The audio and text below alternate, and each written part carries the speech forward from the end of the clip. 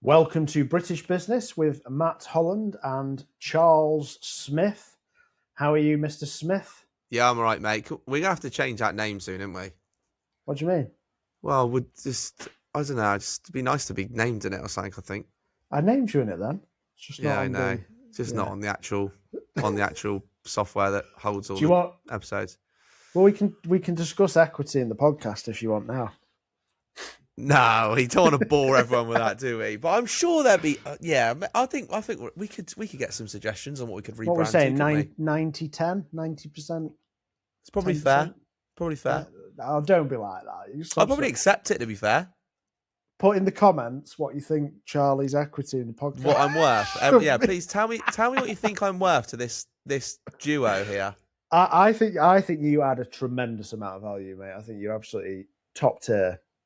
That's the nicest thing you've ever said to me. No, I think you're very eloquent. It's still the nicest thing you've ever said to me. My mother said to me when she listened to one of your episodes, she said he's quite sharp, that Charlie is. I've got one fan.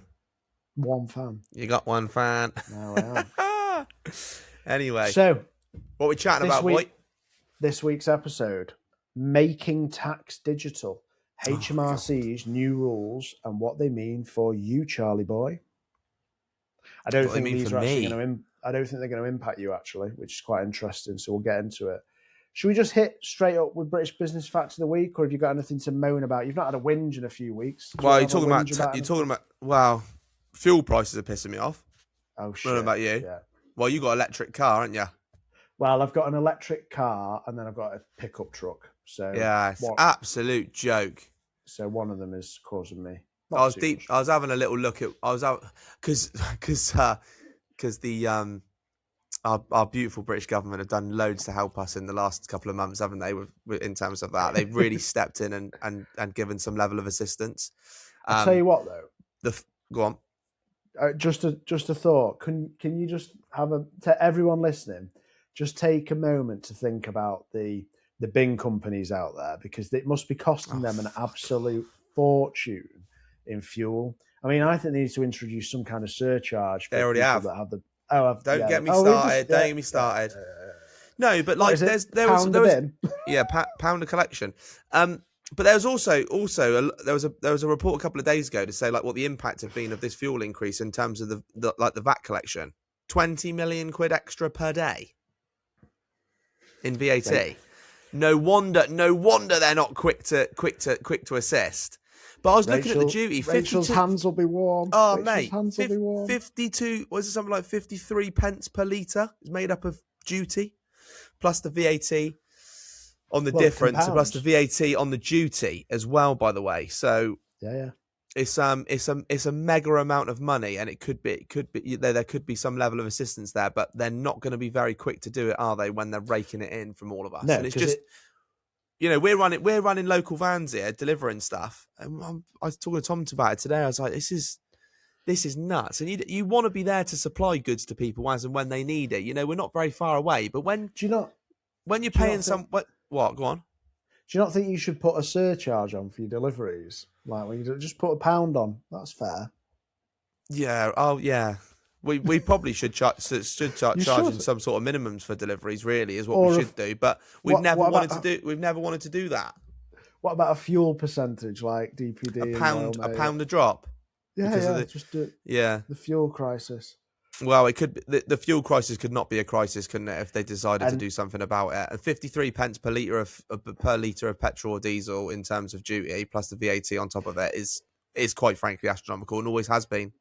What I'd do though is I'd be careful how you word it on the invoice. I'd just put it down as something like, I don't know, crisis fuel levy, and then you can pivot what crisis you're talking about. Just want to give a shout out to a listener actually. Go on, Gavin, Riggs Media. He replied to the story I put up tonight. Where I posted a picture that I'm doing some film review. He said, "Can you cover why VAT is the biggest pain in the arse ever?" Well, we got plenty where that comes from, boy. How long have you got, mate? Yeah. How long you got? Do you want to listen to us for a couple of hours rant on about that piece of shit? I mean, anyway, VAT, it's getting close to 7 figures a year we're paying out in that. Oh, it's all robbery, mate. The whole thing's robbery. We're getting robbed blind from every angle. Oh my God! Yeah, it's annoying actually because it's not like not VAT related. But I said to you, like the first quarter of the year, although I found it really, really tough, we actually have posted some decent like-for-like numbers and some decent growth. Yeah, and I was thinking about it again today. I looked at it last night and done a little calculation, and I was like, "That's strong. That's better than I wanted." Percentage? Can we say the 22.3%? Yeah, that 22.3%. Not many businesses growing by 22%. It ain't enough. That's not enough. I mean, there's the whole argument about profitability. There's a whole, talk about overhead and cost and also margins. Don't get me wrong. I get that. Top line figures are okay. But like my dad always said to me, he used to say, revenue is vanity, profit is sanity. And I fully believe that. Always have done. So I get that. But that number, what I'm feeling and seeing, it just isn't enough. Like, so something is not adding up here. And I think we've spoke about it till the cows come home, haven't we, about the impact of different costs and different increases in taxes, etc. But it's bloody ridiculous. Like, you're doing that sort of number, and you're not like, I'm not seeing anything tangible quickly. Yeah, I mean we're about 17% up year to date. Yeah, that's mad. And that was up last year as well. So we're growing. I did ask Claude about the average as well, and the facts and figures are hard to find. But like in certain industries, there's anything like 8 or 9, but like on average, SMEs at like 1.52% growth year on year average. It's hard, but I mean SMEs, we've all got to work hard for. I mean, what was my comment back to you on WhatsApp when you told me that? My view is like, yeah, you've got processes you've got to grow the business and you've got to break the systems, but then you've got to go through that gritty period, and then the good numbers will come. So you've almost got to make the same, if not less, net profit while you're growing, and then you can then. Yeah, I think that is the case. I think I definitely see a reflection in that. You need the revenue to cash flow it. That's what I'm saying. Yeah, you do. Yeah, you do. Yeah, you do. So, so your rant was about fuel duty, and it's interesting because you're right. They're making when fuel prices go up, they're charging VAT on the fuel element and the duty element. But if the number gets bigger, the VAT gets exponentially bigger. So right now, HMRC, like we say, Rachel is keeping herself warm with that. She's burning that cash. What was your plumber called? The guy that was that you shouted out to? Oh, he does similar sort of thing to us. Actually, we referred to him up in Scotland. What's his name? Gavin. What's it? So Gavin, Riggs Media. Gavin. Thank you, Gavin, for keeping Rachel's hands warm at night when she's burning that money, when she's wasting it, because she loves the VAT cash coming in, and then it just keeps her warm. So, yeah, appreciate it, Gavin. Well done, mate. Great, innit? I tell you what, I had a Scottish guy message me. Comment on the episode about. How do you know he's Scottish? Because he said he was Scottish. Oh, fair. He says up in Scotland. I'm not going to. Oh, okay, fair. Yeah, okay. Accent. So up in Scotland. Up in Scotland, they did this like. That was good. So up in Scotland, they don't pay fucking business rates apparently. What? He's got a score there. I'm pretty sure. Should we ask Claude? Should we just check in on Claude? Do you want me to play some hold music? I'm going on. Yeah, no, I'm just going to go on voice mode. Claude, do Scottish businesses pay business rates in Scotland? Let's see what he comes back with. I know they pay 10 pence for a takeaway bag of McDonald's. Oh dear. Only because the screens in our place says if you're in Wales, you have to pay 10p per takeaway bag. I don't go to McDonald's very often though, just so everyone knows. Come on, then, Matt. What we got for us? Because we're going to go blank soon, mate. You're just staring at a screen. Yeah. I'm just talking over and holding for you and just covering your back. Yeah. You're doing not bad. You're doing a good job. Because otherwise, people are going to think that they've got signal error when they're driving around listening to us. If we just go silent, aren't they? And then we're like, "What's going on here?" The episode's ended after 9 minutes. Are you ready? Okay, over to you, Matthew. So Scotland has its own business rate system, so it's different. So basically, they're paying less by the sounds of it, but it's to do with the size of the business and the rateable value. But they are paying less proportionately. So that was a Scottish guy that commented on one of the episodes on, I think it was YouTube or Spotify. But anyway, So tell me what making tax, because that's ultimately is that going to bring in revenue sooner than it used to?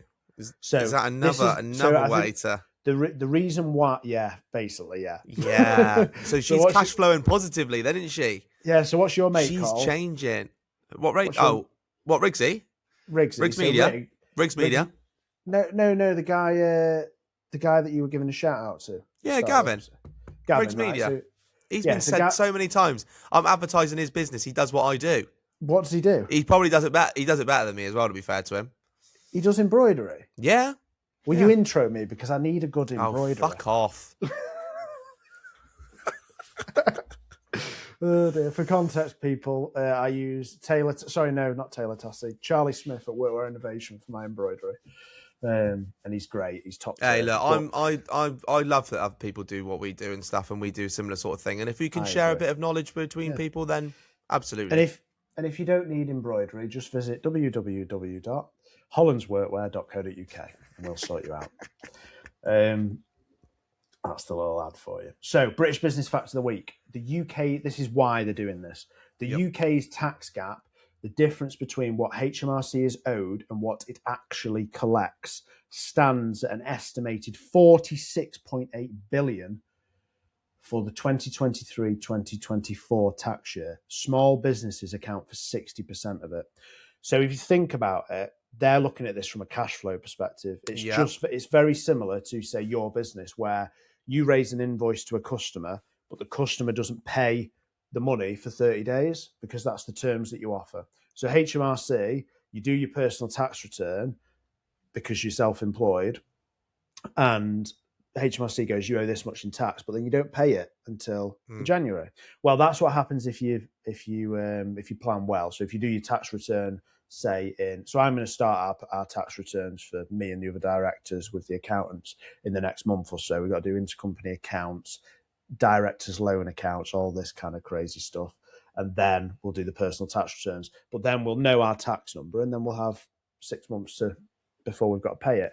So what this fact is about is that gap and how much money they're constantly owed. So what they're trying to do is close the gap down, basically, so that they're not having to basically wait for their money, if you like. Poor them. Poor them having to wait for their money. Oh, do you know what? My heart is bleeding at the moment. I just feel so devastated for the country that there's a tax gap that they just can't get hold of. It just, God. Here's a nice thing to hear that I can tell you about. We're about to have to start paying corporation tax on a quarterly basis. Why? Because basically, once you hit a certain level of group turnover, they for this same reason, they won't let you pay your corp tax 9 months later. You've got to submit, like you do a VAT return. You submit what's effectively a corporation tax return. So you work out, you do like a year-end accounts effectively every quarter, and they go, right, this is what we think your bill will be based on that quarter. So here's a bill, please pay it, and you've got to pay the money there and then, like you do with the VAT. So this mainly affects this new whole thing that's starting now. Mainly affect like self-employed. So what I've just said impacts. Well, that's you, yeah. What I would classify us as, which is like a big small business within the SME space. So you've got to go over X turnover, and then you start having to do that basically, or X corporation tax basically. But the making tax digital rules that come in now are going to be like a quarterly thing for people that have never done a quarterly thing in their lives, right? Yeah, so it's the same thing, but for individuals who are on effectively the self-employed via what would you call it? It's you. I don't even know, because we're obviously a company now. A company and have been for years, but sole trader. Yeah, sole trader. That's it. Sole trader, yeah. Or partnerships. It's those two things. I doubt it'll be LLPs for like law firms and stuff like that. Maybe it will be as well. Could be. But so why does it matter? So you've got that 47 billion quid that's not reaching the treasury immediately. So from their perspective, they're like, we want this money soonest. The idea is that these individuals, these SME, not even SMEs, but these tradies probably, they're a good example. So people on the tools and what have you, who do an annual assessment, self-assessment for their sole trader business. Well, you're going to be doing it on a quarterly basis moving forward, on top of, because obviously a lot of these businesses typically, I would say, are not VAT registered. Because if you think about it, if you're a VAT registered sole trader, you're going to be doing over £90,000 turnover if you presume it. I mean, do you know you're already going to be digital, aren't you? Is what you're saying? Yeah, you'd have to be. But what I'm saying, there won't be many sole traders that. I would say the majority of sole traders will be not VAT registered. Could make a joke here, couldn't we? Go on. No, I don't know if it's right. No, do it. You've got to say it now. No, I was just going to say, well, they don't, because they all make 12.5 grand a year, don't they? Oh, yeah. What's the fair play to him. Fair play to him. What's the saying about those tradies and being kings of I've seen loads of reels lately, actually. It said, like, I worked so hard. I earn this much money a day, and at the end of the year, I make £12,570 a year. I find it hilarious because, like, I have an electrician, and he's not VAT registered. I really don't understand how, given how much I've spent with him over the last 12 months. Isn't it? It's very interesting. But I guess this is some of the reason why some of these rules are coming. You know, some could see it as another overreach of the governmental process. Well, think about it, right? If you're a sole trader, you're not VAT registered, and you want to keep your business small because you know what, I'm just doing. Mm-hmm. I'm a decorator, and I've got very low operating costs, so my net profitability will be high within my sole trader business. I'll be paying income. I'm probably earning, I don't know, 50 grand a year. I'd say, 56 grand a year. Doing well. Yeah, as a self-employed decorator, paying a decent amount of tax. That's if they're legit and they're not doing the cash scam, which I don't know. No comment. No comment. We don't know, do we? We can't pass comment on that. They've not got the administrative or accountancy time. So they've not got the administrative time cost, and they've not got the accountancy cost of being VAT registered. But those businesses, which will be a massive amount of them now, all of a sudden they've effectively got to do a tax return or an indicative tax return every quarter, so that HMRC can collect. It's going to be great for QuickBooks and great for Xero, isn't it? So this is classic government. I've got some statistics about this. Go for it. Whose idea do you think this was? The Chancellor's? Nope. Not the current Chancellor's. Previous Chancellor? Nope. Go on. Let's go back to 2015. So this was when this was introduced? To be fair, making tax digital has been coming for a long time, hasn't it? I mean, this isn't... So making tax digital's come in different forms. And it's been coming for a long time, right? But it's come in different... There's different elements to it. So this particular thing... So the background of this is basically... It was this kind of... this concept was brought about by George Osborne in 2015, 11 years ago. Now a very successful podcaster as well, by the way. Is he? Has he got a podcast? Yeah, with Ed Balls, Political Currency, I think. Oh yeah, there's another one actually with a blue and a red. They're very good. It's a very, very good podcast, to be fair. I'll have to check that out. Yeah, interesting. But anyway, it was supposed to start in 2018. So because of like government inefficiency, it's taken 11 years and 7 sets of delays where it's been rebuffed due to basically they say due diligence, but perhaps incompetence, who knows. So the Conservatives kind of came up with the concept. Labour have kind of got it over the line in the end. But for me, it stinks inefficiency, that whole thing. And then you've got this situation with you basically, so if you're earning over the threshold for it is 50k. So it's not. So if you're under 50k, but below the VAT, well, if you're basically you've got your last tax return has to show over 50k, and then you tick the box into it. So it basically triggers, and then you've got that to worry about, and then as soon as you go over the VAT threshold, you've got both to worry about. Yeah. Which I think it's just, and then this is obviously, it's like the gateway drug, so they bring it at that. Then it drops to 30. So this is like, I love that. So it's like, oh yeah, no, we're getting £50,000. Oh, well, it's not going to impact that many. It never does it? Start off with sole trader businesses. So then next year, April 2027, £30,000. So if you earn more than £30,000 on your self-assessment, you've then got to do this. And then meanwhile, inflation stays at 20-something% for the next 2 years. Yeah, and then over 10 years, get that right. And then in April 2028, £20,000 threshold. Fucking hell. So basically every fucker's going to have to do it. If you're a painter, decorator, whatever you're doing that. Because, I mean, if I suspect basically what they will do as well, if you're under that threshold and you're saying it's your full-time income, you're basically getting investigated by default, I would presume. That would be a logical That's step. Mad, isn't it, that? God, think about the admin. Think about the admin that is for all those people. I don't know. I mean, overreach is what it is. Overreach. Chuck that in with the digital ID cards and we're away, aren't we? Just so everyone keep a little tab on us. We'll be scanning in and out of Tesco soon. So, yeah. Here's a question for listeners. Do you think we should do an episode on politics and the political parties in the UK and who Charlie and I think we would vote for if there was an election called tomorrow? Do you have a little argument? You just wanted to have a little argument about stuff? No, I think debate and conversation is good. Healthy debate. Yeah, that's a tough one. That's a tough one. That's a real tough one. People are scared of talking about it, and I think there's not a very clear. It's not a clear answer for me anyway.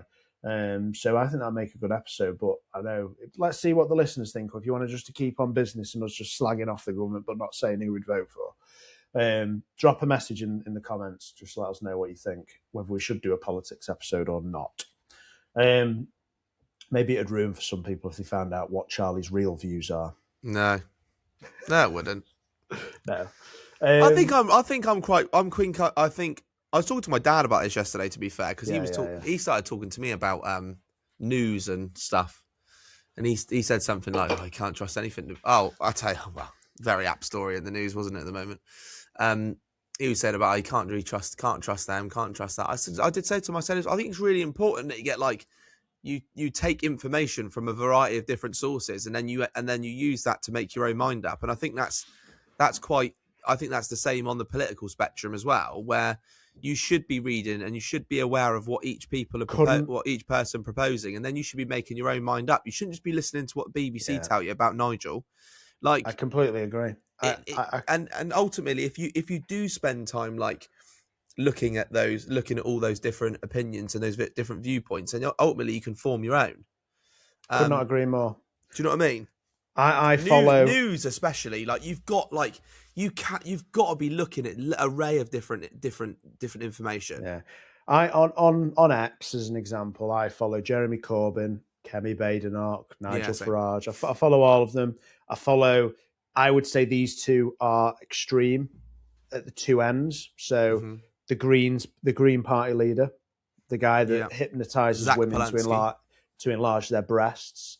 And then at the opposite end of the bloke's an expert communicator, but let's just focus on that. Yeah. Well, it's a factual statement, is it not?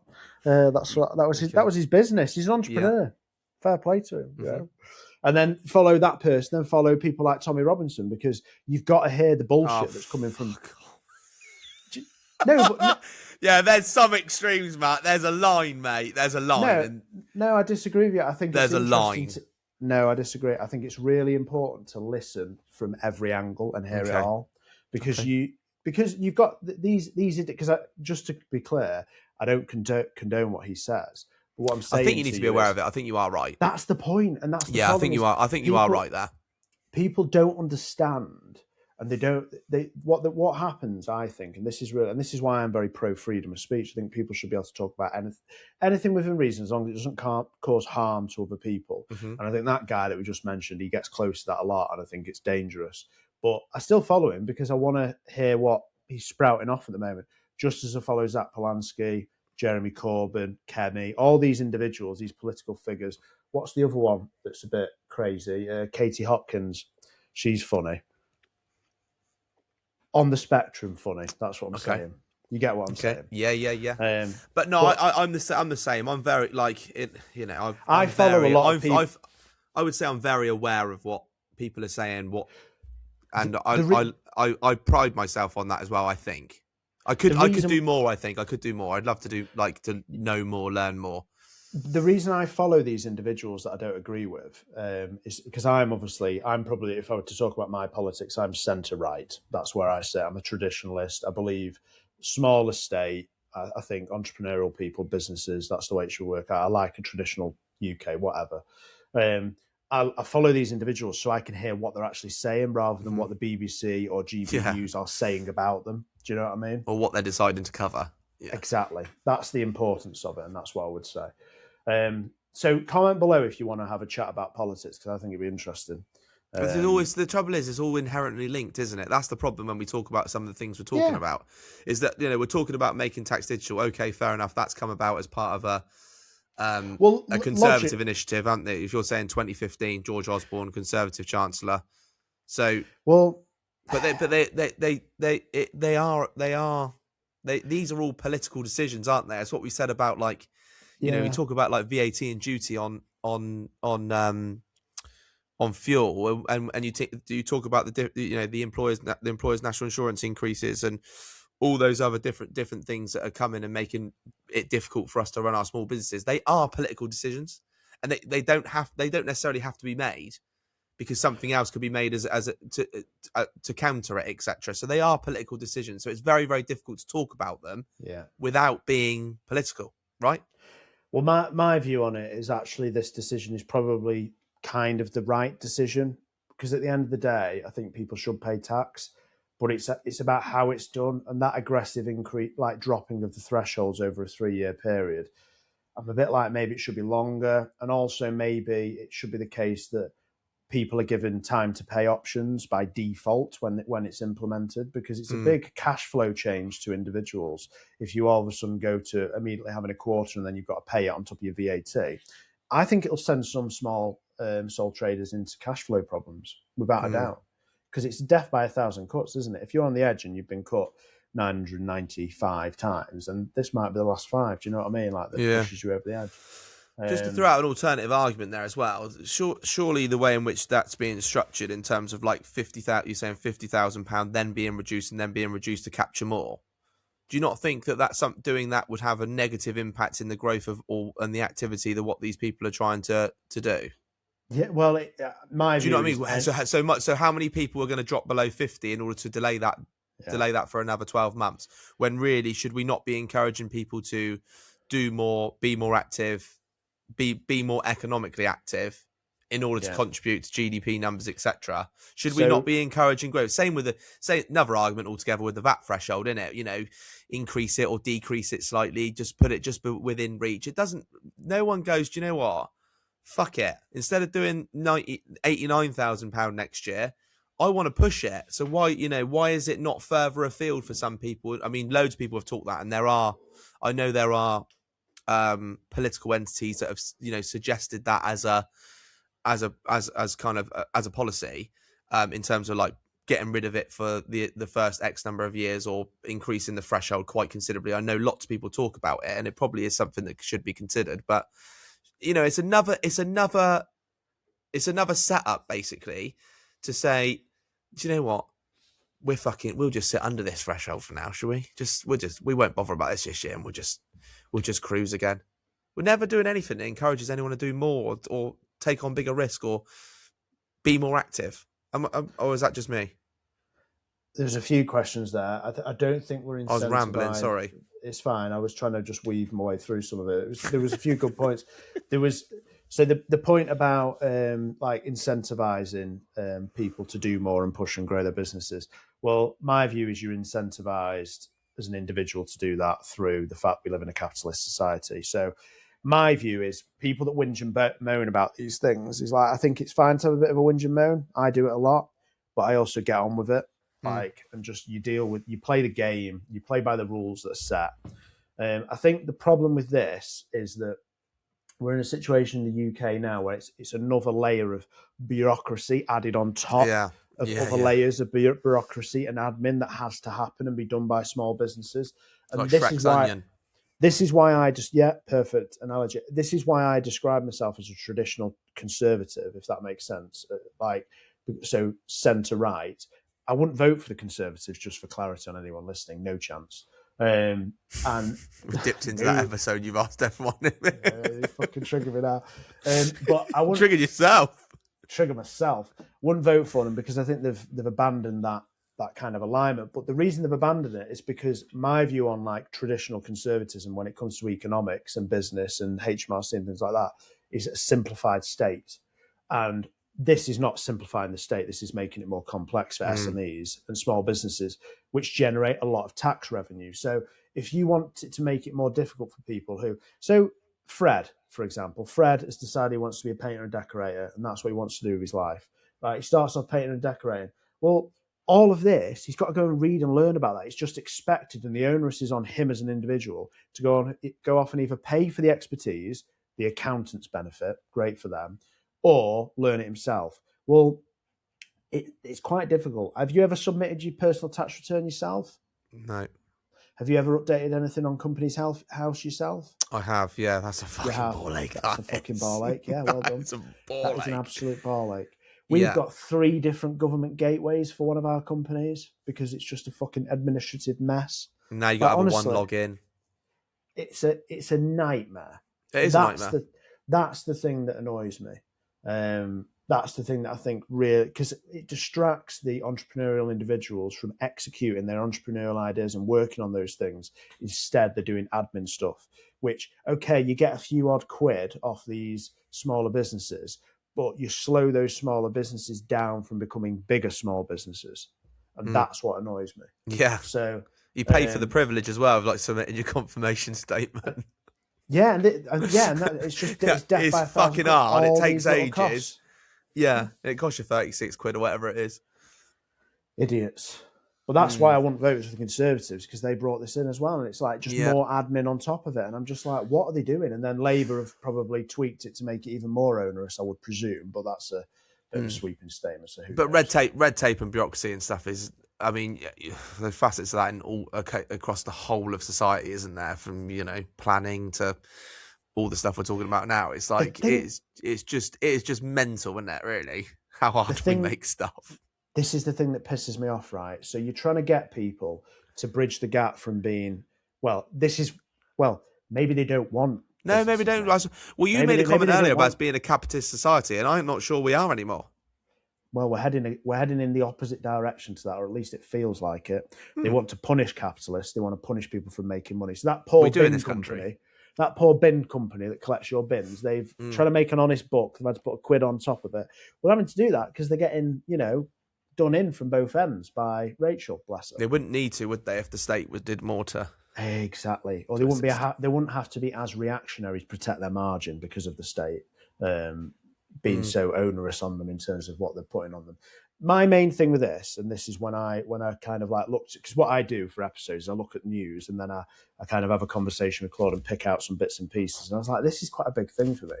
Because for me, you want someone who is self-employed, that's entrepreneurial, to go from being a sole trader to being a limited company, 100%. to being a limited company that just employs himself, to being a limited company that employs 5 people, 10 people, 20 people. Because logically, as that business grows, it pays more tax. So you want to make it easy for the small businesses. That's my opinion. But like everything in society, it's ruined by a small number of small businesses that then piss off HMRC, and then HMRC punish everyone. And that's the problem. Because there are some people in this country that take the piss. Yeah. And that is a problem as well. Big time. It's like, it annoys me, people that avoid tax. There's 2 things. You can be creative with being efficient with your tax and spending money at certain times of the year and doing the right things, which is fully legal. I'm not talking about tax avoidance schemes. I'm talking about being sensible with capital improvements and stuff like that in your business. Whereas some people just don't declare things. And I think those individuals, HMRC should be going after them. That's my opinion. But it's those people that give business owners a bad name. That's the problem. And then you get policies like this brought in. Well, that is, my mum and dad always say to me, the minority ruin it for the majority, don't they? That's what they used to say. It's always the minority that ruins it for the majority. Could not agree more. It's always a small group of people, and it is, isn't it? That's so if you're a business owner and you're intentionally avoiding paying tax, please stop listening to the podcast, because my view is you need to get on the train and pay the tax. Like, paying tax is a sign you're making good money. That's my. But for the record, we don't like paying it. Don't like paying it because my view is it's wasted, because it's fucking wasted. So for me, I don't mind paying tax because my presumption is that it's going to be used efficiently and effectively by whoever's in government. But that isn't the case, or it doesn't feel that way. Like when I drove today to the station from my house, there's fucking potholes everywhere. The roads are in a state of complete and utter disrepair. Yeah. And I'm like, what are they doing with that business rate money? What are they doing with it? Well, I'll tell you what they're doing. Road tax money, innit?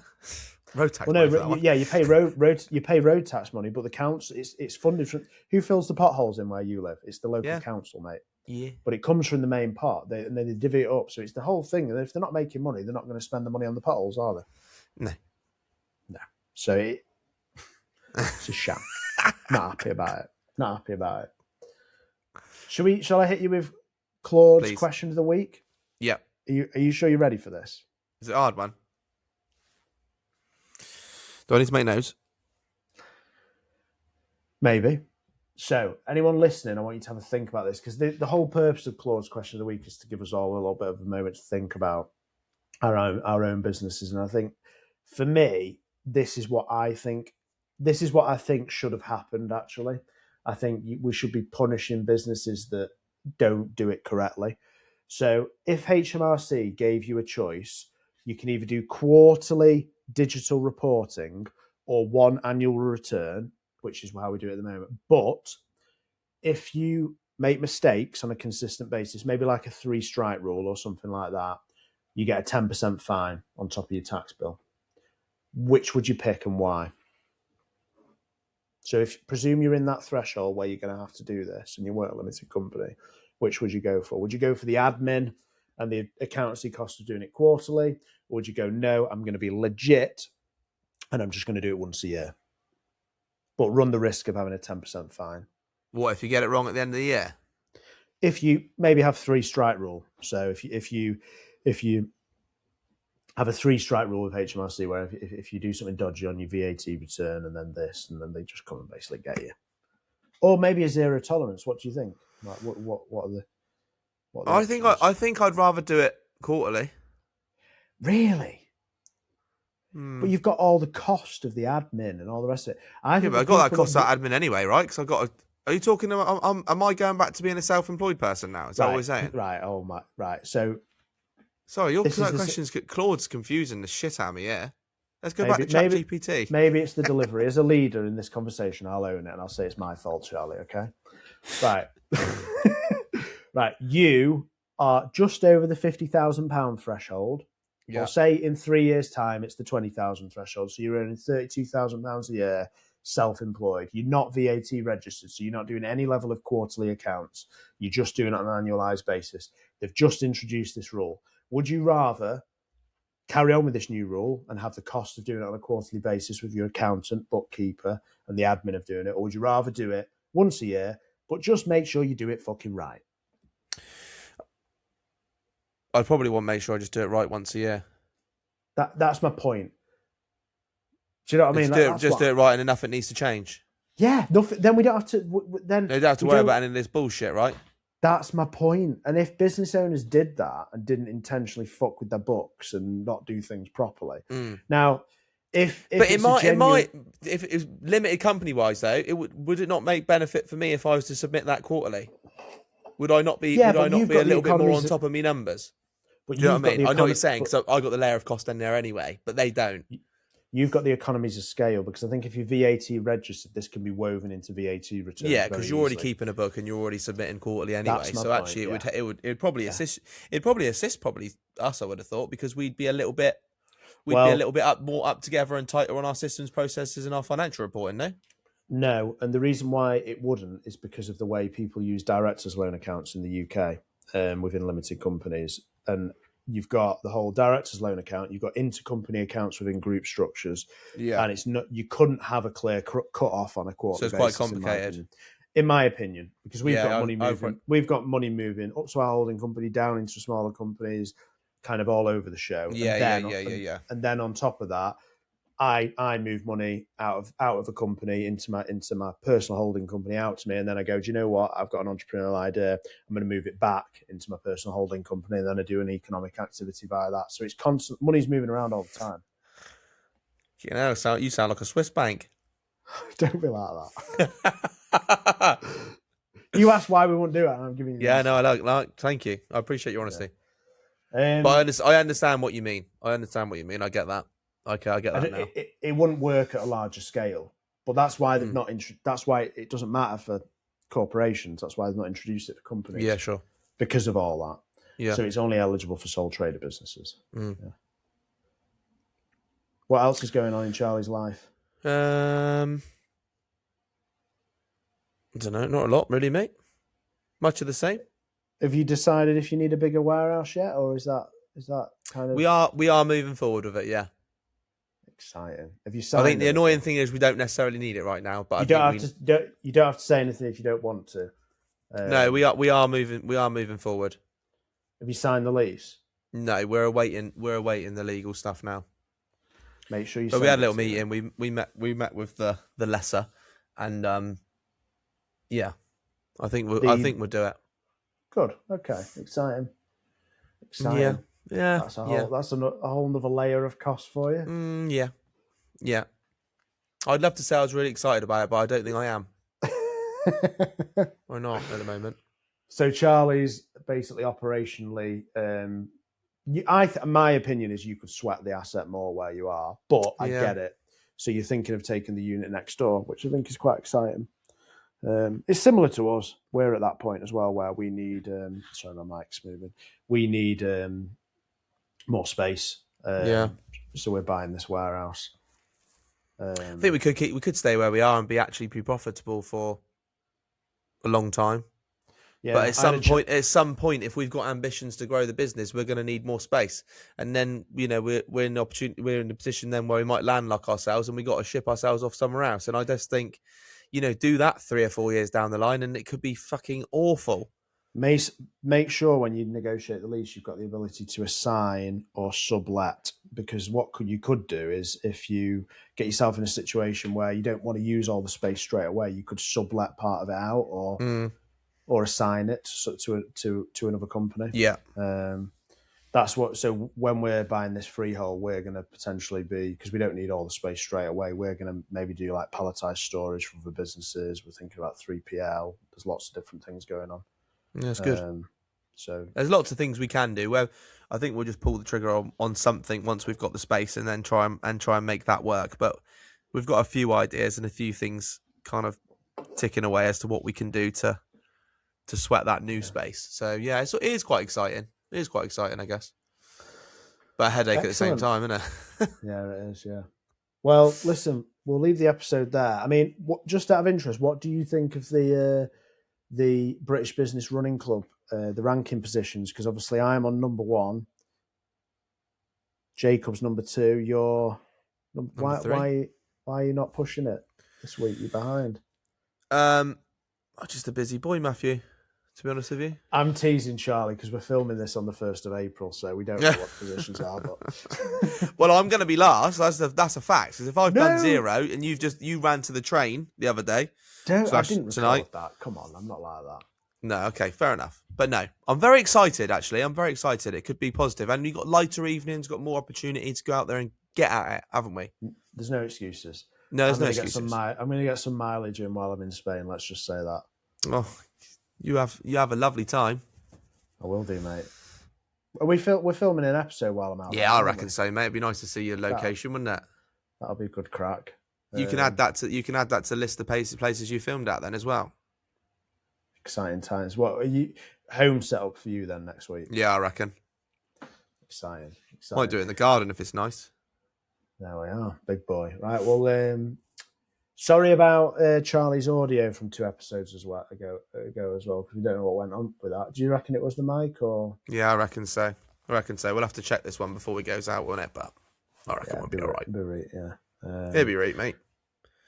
Cool. Drop us a comment. Make sure you're subscribed on the old YouTube and following us. And make sure you give us a review on Spotify if you're still listening at this point. That means you must be committed. You must be committed if you're still listening at this point. Especially if we just waffled on for another 3 minutes about absolute shit. I reckon people quite like that little segue. They quite like knowing about Charlie's big moves, big boy moves. There we are. Oh God. Okay. See you on the next one, Charles. Ciao for now.